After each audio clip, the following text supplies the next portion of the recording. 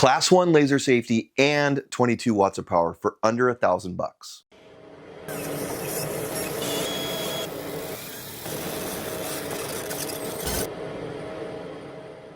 Welcome back to the channel, everyone. I'm Brett, and this is my laser garage. Thanks for coming back if you're subscribed, and if you're just now finding the channel, thanks for stopping by. Today, we'll be taking a look at the Creality Falcon2 Pro 22 watt diode laser. I've seen these around for a couple of months now, and I'm curious to see if they're worth all the hype. Thank you very much to Creality for sending this laser to the garage for my review. Now, let's dive into this thing and see what it's all about. Most of the actual laser frame was already assembled. I pretty much just had to install the laser head onto the gantry. What did require assembly though was the protective enclosure.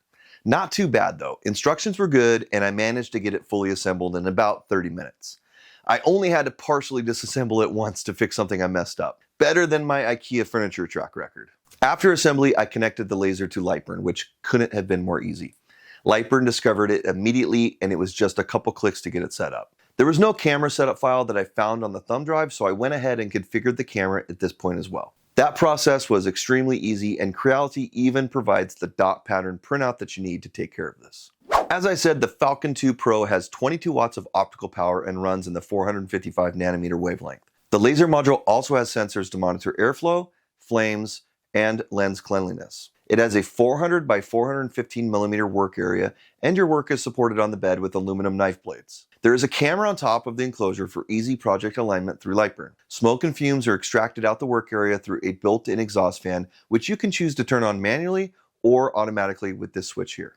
There's also an LED light to light up the work area, and it can be switched on and off on the right side of the machine over here. The machine is basically all metal and weighs about 40 pounds.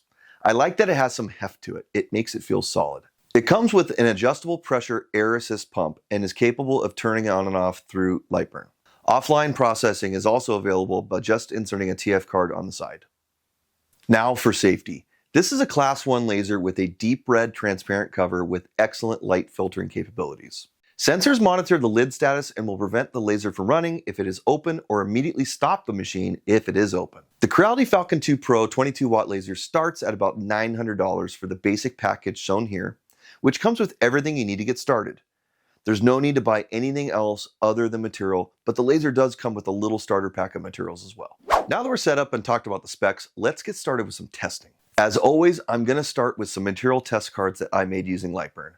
Material test cards are useful to get a good idea about how the laser is going to perform on specific materials. It is really a good idea to run these tests on any new laser or on any new material that you get, so you know what to expect from it. I'll be running my material test cards on my favorite laser material, 1/8 inch MDF core plywood.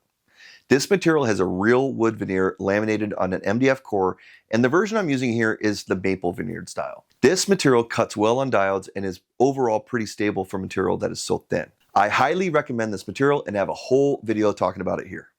If you're interested in this material and can't find it in your local area, I offer it for sale on my Etsy shop as well.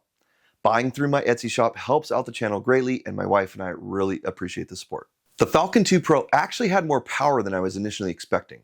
Check out this cut test here where I cut through every box on my power scale. I readjusted my test to account for the greater power and came up with some really nice results shown here. Since it did so well with the 1/8 inch material, I even ran a test using the same material in the 1/4 inch version, and the laser cut it no problem. There don't seem to be any power issues with this laser, that's for sure. Next, I ran some engraving tests, and those results came out nice as well. Dark, detailed engravings which varied in shades throughout the different power and speed ranges. So now that I have some baseline information, let's work on some projects. My first project is going to be a game controller door hanger for my nephew. I'll be using 1/8 inch MDF core white oak and walnut for this. I love doing these types of projects on a diode laser because 1/8 inch material cuts like butter, and you get a lot of depth by gluing together multiple layers. I found them to be really popular to make as gifts, and they can also be a profitable seller as well. You can get super creative and make these for any occasion, so there's a ton of options. If you're interested in getting started right away, I offer digital files on my Etsy shop as well. This file, as well as others, are currently up for sale on my Etsy shop, so please check that out if you're interested.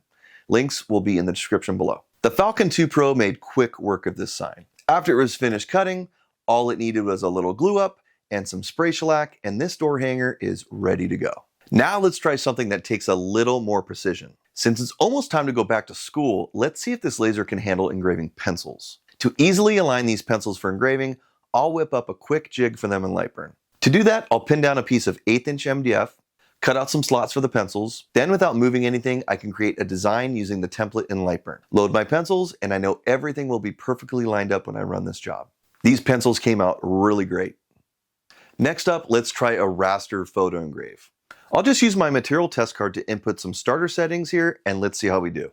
I tried this wolf image on this piece of plywood, and I think it turned out pretty nice. I just played with the line interval and edited the contrast a little bit between these two, and I'm overall very happy with the results. If you're looking to engrave photos, I think this laser will work out for you. With the projects completed, let's talk about what I like about this laser. First off, everything is included in this basic package for you to get up and running. That's a huge plus, especially if you're new. You get the laser, enclosure, air assist, knife bed, camera, and starter materials to try out. Assembly was straightforward and the instructions were easy to follow. The laser itself comes basically assembled. You just pretty much have to assemble the enclosure, which took about 30 minutes. I've said it before and I'll say it again, I love 20-watt diodes. I think it's the perfect power level to achieve both fine engravings and good cutting ability. Creality is calling this a 22-watt, and I'm not sure if that's just a marketing thing or what, but it did cut better than I expected. These go to 11. That extra cutting ability allowed me to get through some 1/4" MDF core plywood, which is normally a pretty tough material to cut. It's nice that there's a camera included, and overall calibration of it was easy and accurate.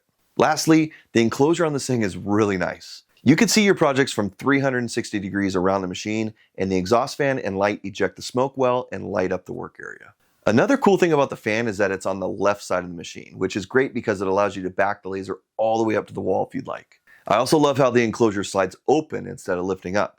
This makes it convenient to load and unload materials and is extra nice in case you'd like to place the laser on a shelf or something like that. Lastly, I like how solid the Falcon2 Pro is. It's pretty much all metal except for the enclosure window, and it just really feels solid. There's definitely a lot to like about this laser, but like most things, I think a few small improvements can be made. First off, focusing is a little clumsy.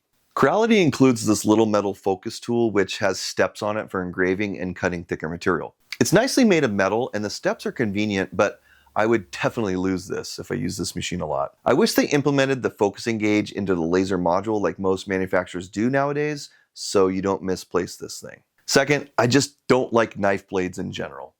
I know they can be helpful when cutting by helping to prevent flashback and they allow for greater airflow, but I prefer honeycomb beds. I love being able to pin material down in the honeycomb. Because let's face it, 1/8" material, which is normally what you're going to be cutting on these types of machines, can warp a little, and I've always found it helpful to pin it down to get consistent focus. Thinner or lighter items like paper or leather can also be held down on honeycomb beds with magnets or clips. But honeycomb beds are cheap, and I had one laying around from another laser, so I just went ahead and placed it on top of the knife blades.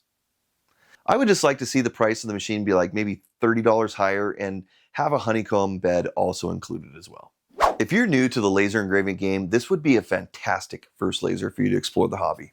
If you've got some experience and maybe looking for something more powerful or a second diode laser in general, this would also be a good option. Coming in at about $900, this laser is a steal and comes with everything you need to get up and running. It's also backed by Creality's strong reputation and support, so that's a big plus as well. But I want to know one thing. What do you like about this laser? Let me know in the comments. If you've made it this far in the video, thank you very much for sticking around. Remember, if you're interested in laser material or digital files, be sure to check out my new Etsy shop linked below. Thanks a lot for watching. If you have any questions, leave them in the comments and I'll be sure to answer them. Oh yeah, if you liked this video, don't forget to check out my other laser and CNC videos showing up on your screen in a few seconds. I'm actually giving away a free 20-watt diode laser soon, so make sure to check out that video if you're interested in winning. Thank you so much for watching, and I'll see you on the next one.